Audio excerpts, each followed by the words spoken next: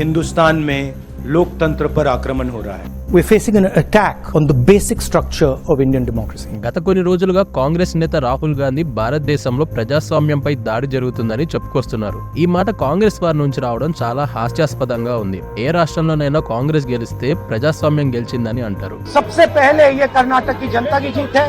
అదే ఓడిపోతే మాత్రం हिंदुस्तान में लोकतंत्र पर आक्रमण हो रहा है। ఇందిరాగాంధీ ప్రభుత్వం ఎమర్జెన్సీని ప్రకటించి తమను ప్రశ్నిస్తున్న 125 ప్రతిపక్ష నాయకులను జైల్లో వేయించారు. వారికి వ్యతిరేకంగా ఉన్న ఎన్నో పుస్తకాలను, నిబంధనలను నిషేధించారు. ప్రజలు ఎన్నుకున్న ప్రభుత్వాలను ఏకంగా 90 సార్లు పడగొట్టి అక్కడ రాష్ట్రపతి పాలనను విధించారు. 90 बार चुनी हुई सरकारों को गिरा दिया।